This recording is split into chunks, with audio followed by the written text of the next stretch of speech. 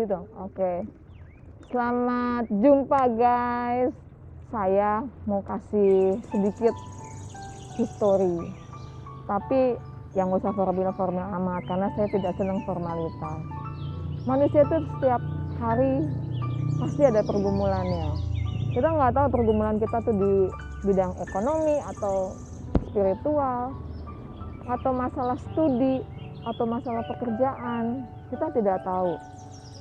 Tapi setiap hari selalu ada nada positif, nada negatif. Tergantung kita menyikapinya.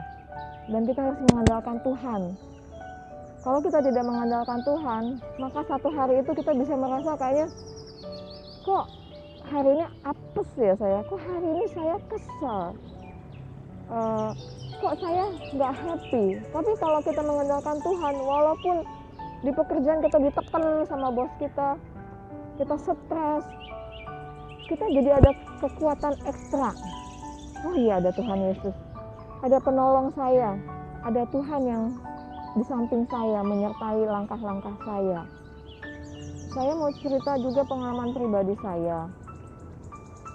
Saya mengalami satu penyakit dan Tuhan izinkan itu terjadi, dan saya tahu banyak orang yang mengalami penyakit. Dalam dunia ini nggak mungkin satu pribadi yang nggak pernah sakit penyakit, yang selalu sehat 100%. No, bohong. Setiap orang pasti punya penyakit, dan dalam menghadapi pergumulan sakit penyakit itu, air mata berlinang banyak sekali, berbulan-bulan. Saya bilang, kenapa Tuhan izinkan sama saya? Kok ada orang lain yang tidak jaga makanan, dia tidak olahraga, dia hidupnya jorok, kok nggak sakit ya? Sampai akhirnya saya bertanya dan tidak ketemu jawabannya. Hanya satu saat akhirnya Tuhan bicara. Saya selalu bertanya, Tuhan, beri saya hikmat supaya saya bisa memperbaiki diri saya, supaya saya ngerti maksud Tuhan dalam hidup saya. Manusia cenderung untuk dia maunya enak-enak aja kan. Begitu dikasih susah dikit, ngomel, protes sama Tuhan. Saya juga termasuk orang yang seperti itu. Enaknya mau, yang nggak enaknya no Tuhan. Kok Tuhan tega sih? Kok Tuhan nggak bisa jagain saya? Jadi menyalahkan Tuhan. Akhirnya Tuhan bicara. Dia cuma bilang gini, emang kamu siapa? Kamu ini cuma setitik debu. Debu itu nggak bisa ngapa-ngapain kan? Dia ditiup, dia akan terbang. Dia jatuh di mana yang angin membawa dia. Atau ibarat seperti tanah liat. Begitu sang penjunan itu pengen ngerubah modelnya, misalnya cangkirnya kurang elok, dia lihat kurang lekuk-lekuknya, dikasih air, dibejek-bejek lagi, baru dibentuk lagi lewat alat yang muter seperti piringan itu. Dilihat kurang pas dimensinya, panjang, lebar, tingginya kurang cocok, dihancurin lagi. Saya mengalami hal seperti itu dan Tuhan bukakan sama saya. Kamu tuh seperti tanah liat yang diatur oleh Tuhan. Tuhan punya rencana ingin membentuk saya lebih indah lagi. Dan penyertaan Tuhan itu benar-benar nyata. Dari step by step saya alami perubahan demi perubahan, belajar rendah hati, belajar merendahkan diri malahan. Yang namanya kita merasa, nggak punya harga diri lagi saya di hadapan Tuhan, kita benar-benar sampai di titik nol. Itulah yang Tuhan inginkan. Dan saya minta ampun sama Tuhan, ya ampun Tuhan, saya ternyata masih ada kelangsungan pribadi ya. Dalam hal, kan saya udah berbuat begini, saya udah berbuat begitu, saya sudah belajar hidup sehat. Tapi ada hal yang saya tidak jaga, makan yang manis-manis. Dan itulah yang membuat saya jadi jatuh sakit. Tapi saya bersyukurnya Tuhan tuh masih kasih hikmat terus step by step. Kamu mesti begini, kamu mesti begitu. Oke Tuhan, seperti burung di udara itu kan gak ada ngasih makan, tapi dia tetap hidup. Saya masih punya keluarga yang bisa kasih perhatian sama saya. Masih ada suami, masih ada anak-anak yang kasih support terus tanpa henti ke saya. Lingkungan sekitar itu memang mempengaruhi pertumbuhan rohani saya, mental saya, dan dalam keadaan tidak enak pun saya berusaha untuk menggembirakan diri sendiri. Jadi tanpa kita punya usaha niat, aku percaya di depan, hari depan saya, besok, minggu depan, bulan depan, tahun depan, 5 tahun lagi, ada rencana Tuhan yang harus digenapkan dalam hidup saya.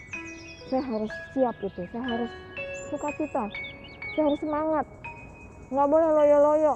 Ketika saya mulai kayak agak-agak loyo, males, capek, pengen pulang ke rumah Bapa di surga, terus Tuhan bilang, kamu belum waktunya pulang, kamu harus genapkan semua rencana aku di muka bumi ini.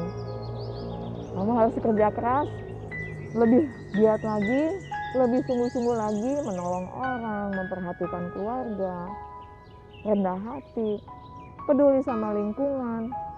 Sekalipun yang saya kerjakan ya mungkin orang banyak yang nggak tahu saya ngapa-ngapain ya. Saya bukan selebritis, saya bukan tokoh masyarakat, saya tidak aktif dalam satu kelompok. Jadi saya kerjakan ya saya maunya sendiri, ya udah sendiri saya lakukan, tanpa ada orang yang tahu. Kan kalau ada orang yang misalnya kegiatan dia dengan sekelompok orang, kalau saya tidak. Saya cuma berdoa sama Tuhan, Tuhan hari ini saya ngapain? Nanti Tuhan tuh bisa tuh, lagi saya jalan, tuh ada tukang sampah tuh, kasih dia uang, kasih dia jas hujan kalau misalkan lagi hujan. Jadi saya di dalam kantong jas hujan itu saya suka sisipkan uang. Pak, ini buat Bapak, Tuhan Yesus memberkati. Tuhan tolong Bapak, saya selalu ya Pak, makasih udah ngebersihin lingkungan. Jadi kadang yang badut-badut itu, ya banyak hal lah ya, orang-orang jalanan yang suka membuat hati saya berbelas kasihan. Tapi kadang saya tidak tergerak juga, karena saya lihat badannya sehat, ngapain saya memberi ke orang seperti itu, dia malas orangnya.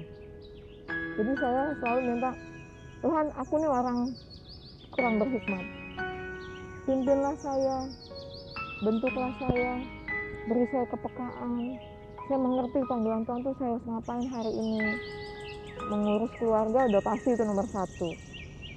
Dan sempet waktu saya agak down gitu, aduh kok capek, kok hidup itu gini-gini aja ya, nggak ada variasi yang lain apa.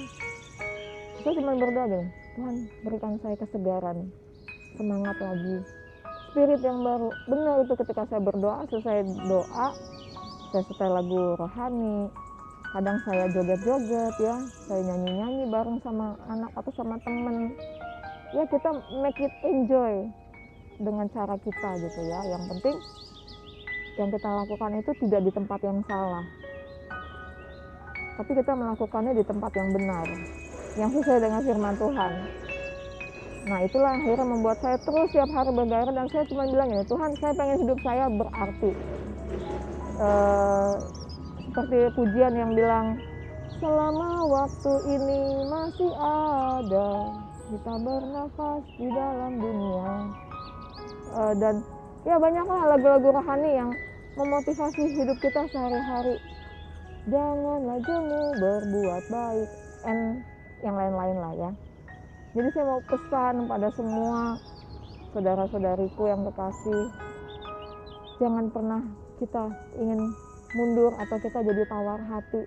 Karena ketika kita tawar hati, kecillah kekuatanmu. Nah, tapi kalau lawan kata tawar hati kan semangat. Ketika kita bersemangat, besarlah kuasanya, besarlah kekuatan kita, dan kita bisa menolong orang-orang dengan cara yang sederhana. Ada orang yang sakit, kita hibur, kita semangat. Ayo semangat, cuman ngomong kata semangat aja. Tapi kalau kita doakan waktu kita sebelum visit ke orang itu bisa membuat impact, yang membuat satu pengaruh kepada orang yang kita sampaikan ucapan kita, kata-kata itu. Kata-kata sederhana, tapi kalau Tuhan yang menyertai ucapan kita, itu bisa mengerjakan hal-hal positif ke orang yang kita layani. Jadi, ayo semangat, jangan pernah kendor, go, go, go. Tuhan Yesus berkati, bye.